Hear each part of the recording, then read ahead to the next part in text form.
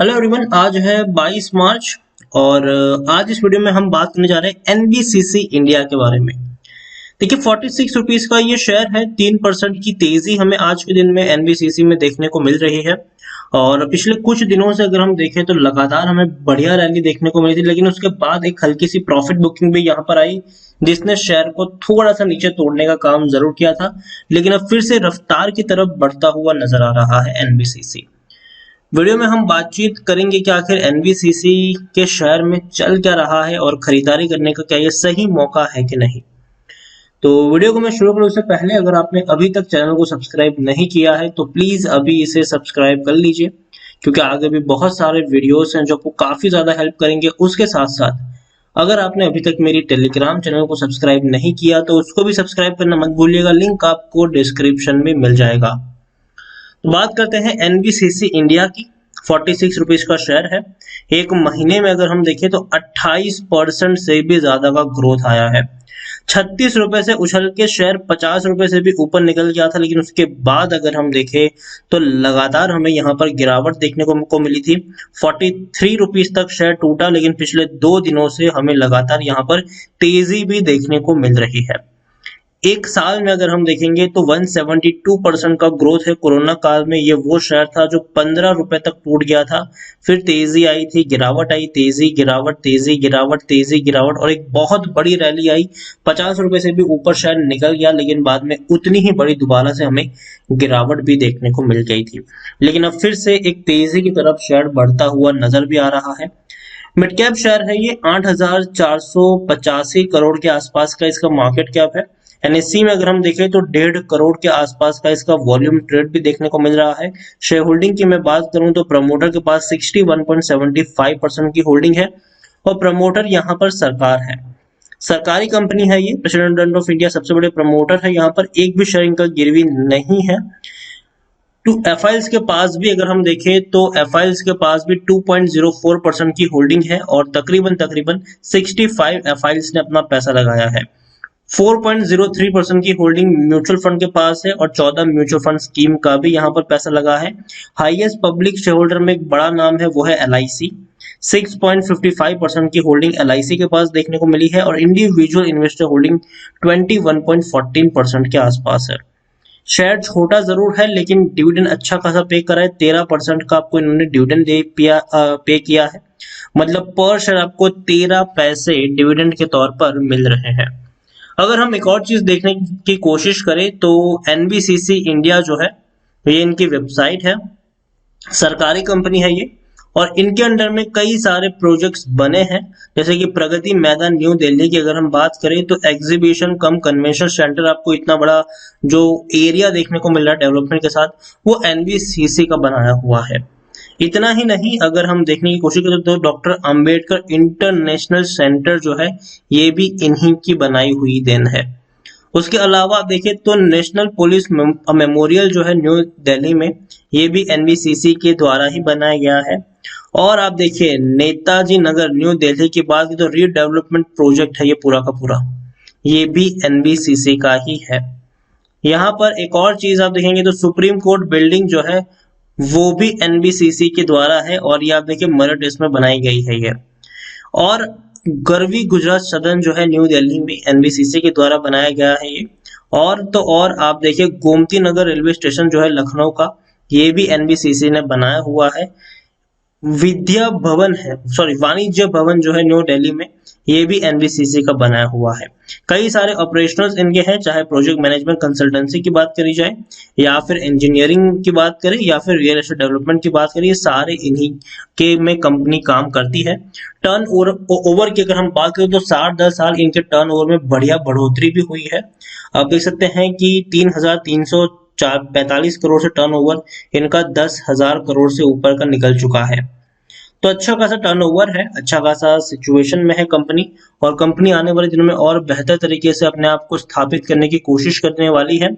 सरकारी कंपनी है और एक और बड़े प्रोजेक्ट्स की अगर हम बात करें तो वो भी इनके पास है। आप देखिए काफी बड़ी इनके पास अपॉर्चुनिटी भी है।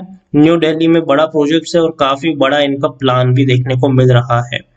अब देखिए NBCC India has been entrusted by MOHUA GOI with the development and sale of WTC Nauroji Nagar जो है the iconic landmark project being build with international standard is set to become the most preferred business destination of the capital with the state art amenities। तो काफी बढ़िया चीज, काफी बड़ा project है ये। और एनबीसीसी की अगर हम बात करें तो ऐसे प्रोजेक्ट्स को हैंडल करने का इनके पास अच्छा खासा एक्सपीरियंस भी है। एनबीसीसी देखा जाए तो टेक्निकल रेटिंग अभी भी शानदार है, तेजी के संकेत है, यहाँ से और ऊपर तक शेयर दौड़ सकता है। और तो और अगर हम यहाँ पर आप देखें तो according to Moneycontrol user हर कोई खरीदने की सलाह दे रहा है। 90% लोग आपको यहाँ पर खरीदने की सलाह दे रहे हैं, 7% लोग बेचने की बात करें, 3% लोग होल्ड करने की नसीहत दे रहे हैं। मतलब 93% लोगों का पॉजिटिव व्यू है, जबकि 7% लोग ही ऐसे हैं जो कह रहे हैं कि भाई साहब बेच के निकल लो। दूसरी तरफ रेवेन्यू में बढ़िया उछाल आया है, इसमें कोई शक नहीं है कि इनके जो रेवेन्यूज है वो बेहतर तरीके से इंप्रूव हुए हैं। आप देखिए जहां पर कोरोना काल में 685 करोड़ का रेवेन्यू हुआ था जून क्वार्टर में, बाद में वो इंक्रीज होकर 1375 करोड़ रहा, मतलब डबल हो गया था रेवेन्यू इनका। दिसंबर में भी देखें तो बहुत बड़ा रेवेन्यू है, 2100 करोड़ से ज्यादा का रेवेन्यू हमें देखने को मिला है। प्रॉफिट पे अगर आप देखेंगे तो बढ़िया प्रॉफिट है, इवन कोरोना से पहले जितना प्रॉफिट नहीं होता था उससे ज्यादा का प्रॉफिट इस बार इन्होंने कमाया हुआ है। और देखिए कोरोना काल में प्रॉफिट 10 करोड़ था, इंक्रीज होकर 45 करोड़ रहा, अब सीधा 95 करोड़ से ऊपर निकल चुका है ये प्रॉफिट। तो अच्छे प्रॉफिट्स भी देखने को मिल रहे हैं। और दूसरी तरफ अगर हम बात करें तो सरकार आने वाले दिनों में इंफ्रास्ट्रक्चर के ऊपर काफी ज्यादा फोकस करने वाली है। तो एनबीसीसी जितनी कई कंपनियां होंगी जिनको इसका बेनिफिट मिलेगा। उसके अलावा सरकार ने एक नया बैंक स्थापित करने की भी बातचीत करी थी जो इनको फाइनेंस करेगी। तो ये भी एक बहुत बेहतरीन चीज है जो हाल फिलहाल में स्टेटमेंट आया था, अभी जो निर्मला सीतारमन के द्वारा जो प्रेस कॉन्फ्रेंस करी गई थी उसमें इन्होंने इसके बारे में जिक्र भी किया था। दूसरी जो बात है, अगर हम होम प्रोजेक्ट की बात करें, घर की बात करें, तो होम लोन के दर अगर अभी के में हम देखें तो काफी सस्ते हो चुके हैं। काफी लोग इस वक्त अपना घर खरीदना पसंद भी कर रहे हैं, क्योंकि दूसरी तरफ अगर हम एक और चीज के बारे में भी देखें तो पीएसयूज में री रेटिंग भी हो रही है। तो पीएसयूज के जो शेयर्स है वो काफी ज्यादा फोकस में है अभी के वक्त में। और आने वाले दिनों में जैसे कि मैंने आपको पहले ही कहा कि इंफ्रास्ट्रक्चर के ऊपर काफी ज्यादा जोर दिया जाएगा, काम दिया जाएगा। तो उस सेक्टर से जुड़ी हुई जो कंपनियां हैं उसके ऊपर आप नजर रख सकते हैं। अगर एग्जाम्पल के तौर पर अगर मैं आपसे कुछ शेयर बताना चाहूँ तो एनसीसी के शेयर में हमने बढ़िया तेजी देखने को मिली है। पिछले एक साल में अगर हम देखें तो एनसीसी का शेयर भी बहुत ज्यादा दौड़ा है, 280% के आसपास का ग्रोथ आया है। बढ़िया होल्डिंग है एनसीसी में। अगर हम देखें तो राकेश झुनझुनवाला जी की बहुत बड़ी होल्डिंग है। उसके अलावा एक और जो है वो है सिंप्लेक्स इंफ्रास्ट्रक्चर, इसमें राधा कृष्ण दमानी जी की बहुत बड़ी होल्डिंग देखने को मिल रही है। और एक ऐसा शेयर है जो एवरग्रीन है इस सेक्टर का, कभी भी खरीदारी कर सकते हो। ये वो कंपनी है जो कॉम्प्लेक्स से कॉम्प्लेक्स चीजों को आसान बना देती है। आप चाहे कितनी भी कॉम्प्लेक्स डिजाइन लेकर आ जाओ, ये वो कंपनी है वो वैसे सारे कंस्ट्रक्शन प्रोजेक्ट को बहुत ही आसानी से सफल बना देती है। और वो है एलएनटी। एलएनटी अगर आप कोई भी इंफ्रा का शेयर उठाते हो तो उसमें एलएनटी तो भाई साहब अच्छा शेयर है ही। 1400 रुपए के आसपास ट्रेड कर रहा है ये। और बढ़िया तेजी अगर हम देखें तो इसके शेयर में भी हमें देखने को मिली है। एक तरीके से कह सकते हैं कि एलएनटी एक सेफ शेयर है।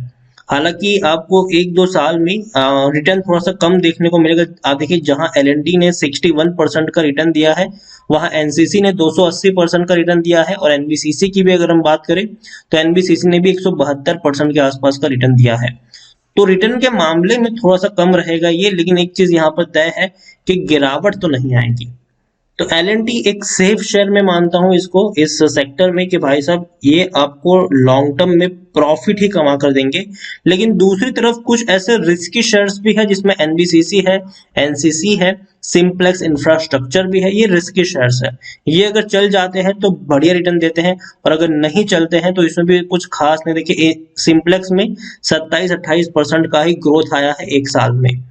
तो ये चीजें यहाँ पर रहती है। कुछ बेनिफिट्स है तो कुछ बेनिफिट्स के अलावा आपको कुछ अच्छे बेनिफिट्स नहीं भी देखने को मिल जाते हैं यहाँ पर। तो ओवरऑल अगर मैं एनबीसीसी की मैं बात करने जाऊं तो अच्छी कंपनी है ये। और साल के एंड में अगर आप देखने जाए तो अच्छा खासा रिटर्न कमाने का अभी भी यहाँ पर पोटेंशियल है। यहाँ पर आराम से शॉर्ट टर्म में 50 रुपए का टारगेट दोबारा से अचीव होता हुआ नजर आएगा और लॉन्ग टर्म में 65 से 70 रुपए तक के टारगेट्स भी आपको देखने को मिल जाएंगे। तो एनसीसी बने रहिए, खरीदारी की है। फ्रेश बाइंग भी करना चाहो तो कर सकते हो, डरने की कोई जरूरत नहीं है यहाँ पर। लेकिन हाँ, एक साल का नजरिया लेके चलना। तेजी और गिरावट जरूर आएगी, आप इससे पहले भी देख चुके हैं कि एक बड़ी तेजी के बाद एक गिरावट भी आई, लेकिन फिर से तेजी देखने को मिली है। जितनी गिरावट आएगी उससे ज्यादा तेजी आपको देखने को मिल जाएगी यहाँ पर। तो गिरावट में पैनिक मत कर जाना, बल्कि चाहो तो थोड़ी और क्वांटिटी भी ऐड कर सकते हो और लॉन्ग टर्म का यहाँ से प्लान लेके जरूर चलिएगा। तो वीडियो को यहीं पे एंड करूंगा। पसंद आया हो तो प्लीज लाइक कर, शेयर कर। चैनल पर अगर पहली बार आए तो प्लीज सब्सक्राइब करें और एनबीसीसी इंडिया के बारे में आप क्या सोचते हैं वो भी आप मुझे कमेंट में लिखकर बता सकते हैं। Thank you.